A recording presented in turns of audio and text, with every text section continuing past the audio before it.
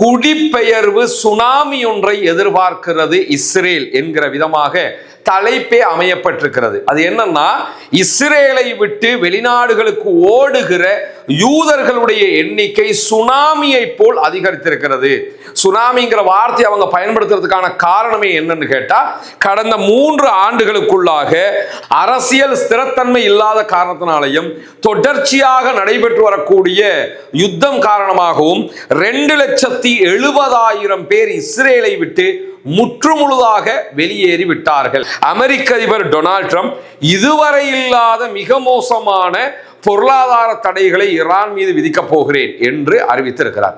இந்த பொருளாதார தடைகள்ல மிக முக்கியமான ஒரு தடை என்னன்னு கேட்டா, ஈரானோடு பிசினஸ் பண்ணுகிற எல்லா நாடுகளுக்கும் பொருளாதார தடை விதிக்கப்படும், அதற்குரிய ஏற்பாடுகளை பண்ண போறோம் அப்படின்னு அறிவிச்சிருக்கிறாரு. இதுதான் இன்றைக்கு ஒரு ட்ரெண்டிங் நியூஸாக மாறி இருக்கிறது. ஈரானுடைய ஃபாரின் மினிஸ்டர் அப்பாஸ் ஆராக்சி தெரிவிக்கிற போது, இதுவரைக்கும் நீங்க போட்ட தடைகளை விட இந்த தடை ஒரு பெரிய தடையா, எல்லாமே எங்களுக்கு ஒண்ணுதான், அதெல்லாம் பழகிட்டோம்னாங்க, எங்களுக்கு எப்படி வாழணும்னு தெரியும்ட்டாரு. தஸ்னீம் நியூஸ் ஏஜென்சி வெளியிட்டிருக்கக்கூடிய செய்திகள்ல இது ஒரு புதிய நிகழ்வே இல்லைன்னு இருக்கிறாங்க. இது என்ன புதுசா? இதுக்கு முன்னாடி தானே தடை விதிச்சிய, என்ன புதுசாவா போட்டி என்று சொல்லி கிண்டலாக அவர்களும் சொல்லி இருக்கிறார்கள்.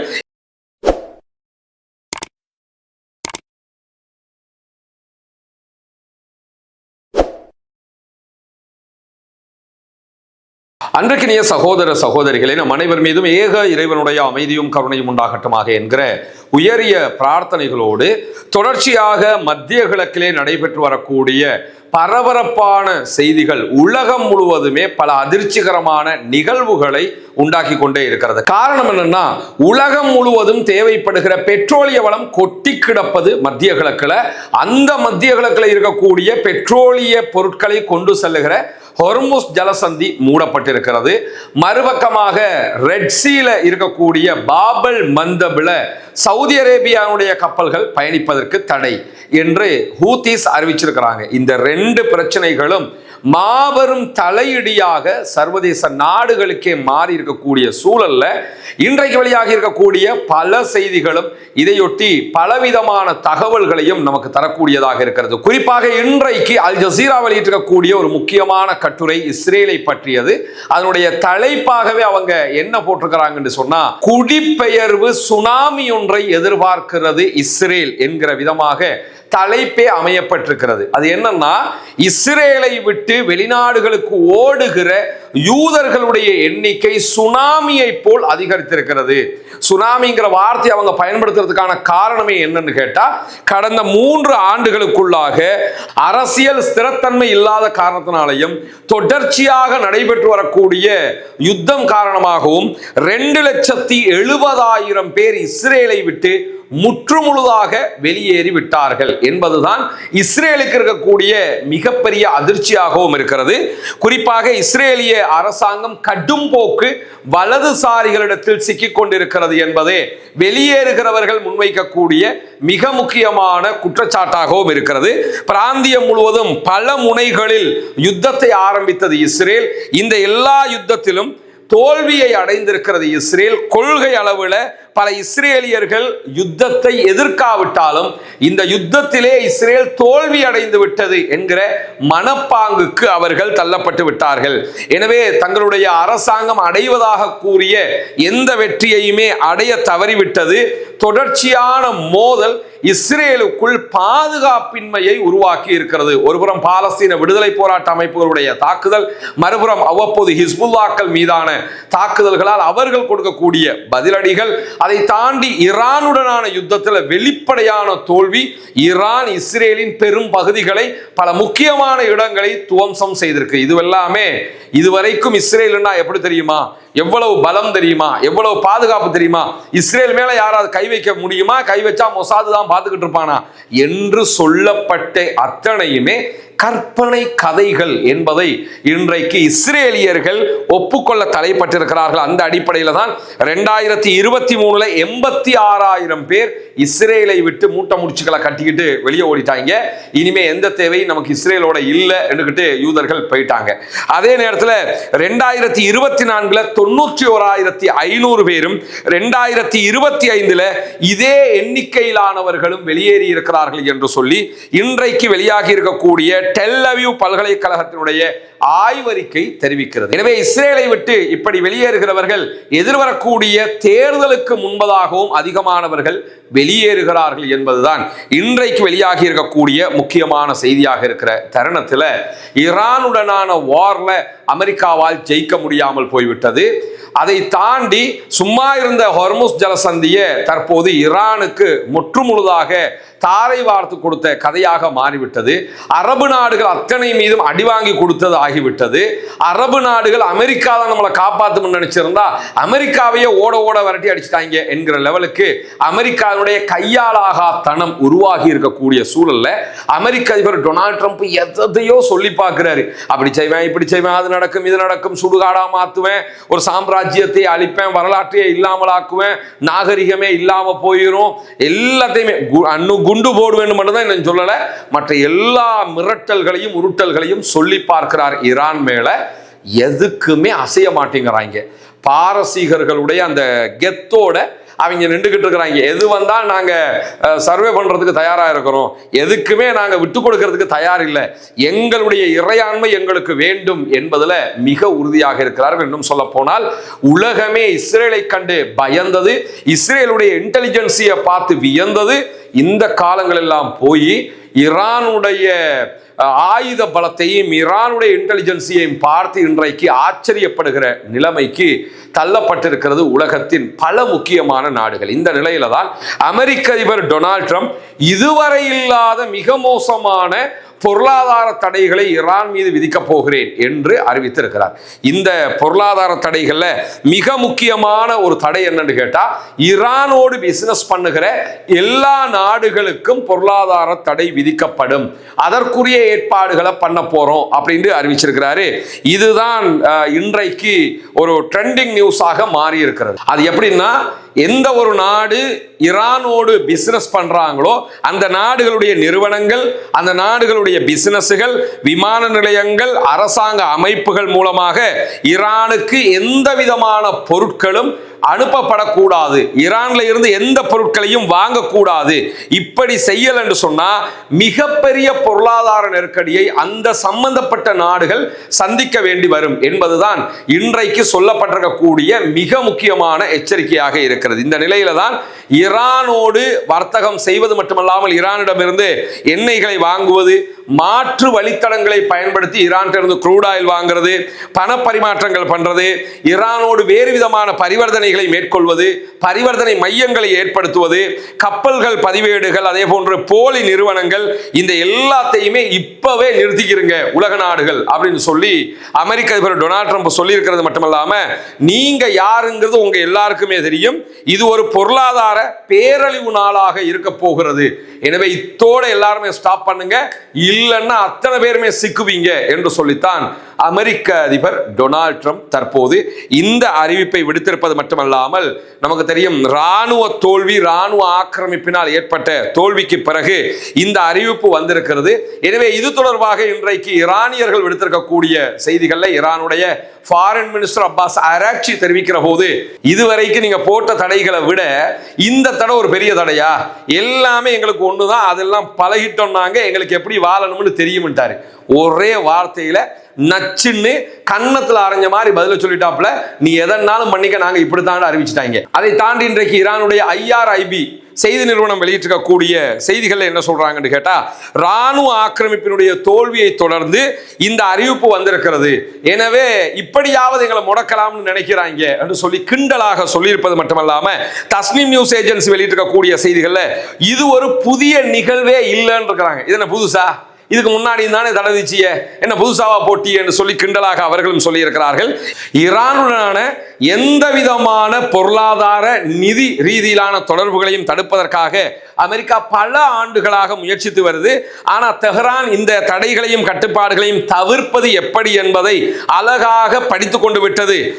இந்த மாதிரி செய்யறதுல ரொம்ப திறமையான நாடாக ஈரான் மாறிடுச்சு என்று சொல்லி இன்றைக்கு மேலதிகமாக அப்பாஸ் அராக்சி ஈரானுடைய ஃபாரின் மினிஸ்டர் சொல்லியிருக்கிறார். நீங்க என்ன செஞ்சாலும் அதுல எங்களுக்கு எப்படி பிசினஸ் பண்ணணும்னு தெரியும், அதெல்லாம் நாங்க கரெக்டா படிச்சு தான் வச்சிருக்கிறோம், நீங்க உங்க வேலையை பாருங்கிற விதமாக அவர் சொல்லியிருக்கிறாரு. வாஷிங்டன் டிசியில இருந்து அல் ஜசீராவுக்கு செய்தி வழங்கக்கூடிய அல் ஜசீராவினுடைய பத்திரிகையாளர் மைக் ஹனா வெளியிடுகிற செய்திகளை இன்றைக்கு அல் ஜசீரா சுட்டிக்காட்டுது. மைக் ஹனா இது தொடர்பாக சொல்லுகிற நேரத்தில் வாஷிங்டன்ல இருந்து என்ன சொல்றாங்கன்னு கேட்டா, 5 மாத கால மோதல்ல ஏற்பட்டிருக்கக்கூடிய முட்டுக்கட்டையில இருக்கக்கூடிய மிகப்பெரிய மன விரக்தியை தான் இன்றைக்கு ட்ரம்ப் வெளிப்படுத்தியிருக்கிறாரு. இதெல்லாம் அவர் என்ன செய்ய போறாருங்கிறத தாண்டி ரொம்ப நொந்துட்டார் மனுஷன், மன விரக்தியில உச்சத்துக்கு போயிட்டாரு.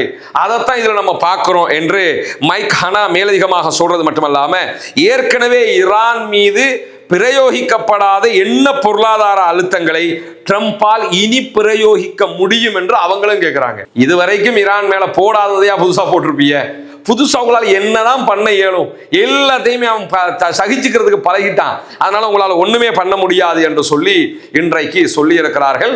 இன்றைக்கு இந்த நடக்கிற செய்திகளோட 2 நாளைக்கு முன்னாடி போய் பார்த்தீங்கன்னா UAE திடீர்னு என்ன பண்ணாங்கன்னு சொன்னா, எங்க நாட்டு மேல 2 ஏவுகணை தாக்குதல் நடத்தப்பட்டது, பலிஸ்டிக் மிசைல் தாக்குதல் நடத்தப்பட்டது, இது ஈரான் தான் பண்ணினாங்க, நாங்க ஈரானோடு இனி எல்லா பொருளாதார உறவுகளையும் துண்டிக்கிறோம் அப்படின்னு அறிவிச்சாங்க. உடனே ஈரான் என்ன சொன்னாங்கன்னா, நாங்க எந்த மிசைலும் இப்போ உங்களுக்கு அடிக்கல, இதுக்கு முன்னுக்கு அடிச்சதெல்லாம் உண்மை, அது வேற, இப்ப நாங்க அடிக்கவே இல்லையே அப்படின்னாங்க. உண்மையிலே ஈரான் அன்னைக்கு அட்டாக் பண்ணவே இல்லை. ஆனா ஈரான் அட்டாக் பண்ணதாக சொல்லி பொருளாதார தொடர்புகளை துண்டிப்பதாக UAE அறிவிச்சாங்க. இது UAEயோட அமெரிக்க அதிபர் நடத்திய பேச்சுவார்த்தை, அதற்கு பிறகு UAEயோட அமெரிக்காவுடைய அதிகாரிகள் நடத்திய பேச்சுவார்த்தை. இப்படி ஒன்றை கொண்டு வர போறோம், நீங்க இனிமே ஈரானுக்கு எந்த பொருட்களையும் ஏற்றுமதி செய்யக்கூடாது, கொடுக்கக்கூடாது, அவங்க கிட்ட இருந்து எதையும் வாங்கவும் கூடாது, அதுக்கு வாங்க இல்லைன்னா உங்களை நாங்க பகிச்சுக்கிறோங்கிற மாதிரி ஒரு மிரட்டல் விட்டாங்க. அதுக்கு தான் உடனடியாக UAE இந்த செய்திகளை சொல்லியிருந்தாங்க. காரணம் என்னன்னு கேட்டா, ஈரானோடு அதிகமாக ஏற்றுமதி இறக்குமதி செய்யக்கூடிய நாடுகள் வட்டத்தில் ஐக்கிய அரபு அமீரகம் முன்னிலையில இருக்கிறாங்க. அதே மாதிரி சீனா, ஈராக், டர்க்கி ஆகிய நாடுகளும் முன்னிலையில இருக்கிறாங்க. அந்த அடிப்படையில் பார்த்தீங்கன்னா ஒரு சார்ட்டையே இன்றைக்கு அல் ஜசீரா வெளியிட்டு இருக்கிறாங்க. அதுல ஈரானோட எக்ஸ்போர்ட் பண்ணுகிற டாப் லெவல் பார்ட்னர்ஸ் யாரு அப்படின்னு பார்த்தீங்கன்னா, சைனா முதலிடத்துல இருக்கிறாங்க. ஈரான் இவங்களுக்கு தான் அதிகமான ஏற்றுமதிகளை பண்றாங்க. இதை நீங்க பார்க்கலாம். 14.6 பில்லியன் அமெரிக்க டாலர்கள் அளவுக்கு அவங்களோட பிசினஸ் நடந்து கொண்டிருக்கிறது. இது world trade organisation trade data monitor 2024 August 20 என்கிற அந்த தேதிக்குரிய முடிவாக இருக்கிறது. அதே மாதிரி 2வதாக ஈராக்குக்கு ஏற்றுமதி நடக்கிறது. அது 11.7 பில்லியன் அமெரிக்க டாலர்கள் அளவுக்கு பிசினஸ் நடக்கிறது. UAEக்கு 7.2 பில்லியன் அளவுக்கு பிசினஸ் நடக்குது. டர்க்கியோட 6.1 என்கிற அளவுக்கு பில்லியன் அளவுக்கு பிசினஸ் நடக்கிறது. ஆப்கானிஸ்தானோட 2.3 பில்லியன் அளவுக்கு பிசினஸ் நடக்கிறது.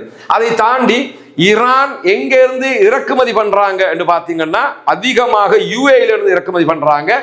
21 பில்லியன் அமெரிக்க டாலர்கள் அளவுக்கு அவங்க இறக்குமதி பண்றாங்க. ஏற்றுமதியை நீங்க எடுத்துக்கிட்டீங்கன்னு சொன்னா UAEயோட அவங்களுக்கு வெறும் 7 பில்லியன் தான் ஏற்றுமதி இருக்கிறது.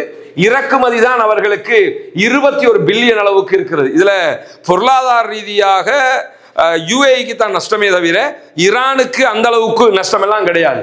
அதே மாதிரி இறக்குமதியில சைனா கிட்ட இருந்து 17.8 பில்லியன் அளவுக்கு பொருட்கள் இறக்குமதி நடக்குது. டர்க்கியில இருந்து 11 பில்லியன், அதே போன்று ஐரோப்பியாவில இருந்து 6.1 பில்லியன் அளவுக்கும், இந்தியாவிலிருந்து 1 பில்லியன் அளவுக்கும் அவங்க இறக்குமதிகளை செய்து கொண்டிருக்கிறார்கள். இப்படி பெரிய ஒரு பிசினஸ் அவங்க இந்த நாடுகளோட பண்றாங்க. அந்த அடிப்படையில் தான் தற்போது UAE இந்த முடிவு எடுத்திருக்கிறாங்க. ஆனா UAE இந்த முடிவு எடுத்ததுனால அவங்களுக்கு எந்த பாதிப்பும் வரப்போறல, சீனாவிடம் இருந்து தேவையான எல்லாத்தையுமே அவங்களால் எடுக்க முடியும் என்கிற ஒரு நிலை இருக்கிறது. இது இன்றைக்கு ட்ரம்பினுடைய அறிவிப்பு. இந்த அறிவிப்பும் ஒரு டம்மி கேஸ் தான் என்கிற விதமாக வெளியாகி இருப்பதை நம்ம பார்க்க முடியும். இதே நேரத்தில் தான் இன்றைக்கு ஹவுதீஸ் படைப்பிரிவு ஒரு அறிவிப்பை விடுத்திருக்கிறார்கள். அந்த அறிவிப்பு பிரகாரம் சவுதியினுடைய நஜ்ரான் நகரத்தில் இருக்கக்கூடிய விமான நிலையம், அதே போன்று அரம்கோவினுடைய எண்ணெய் சுத்திகரிப்பு நிலையங்களின் மீது தாக்குதல் நடத்தியதாக இன்றைக்கு அவர்கள் உரிமை கோரியிருக்கிறார்கள்.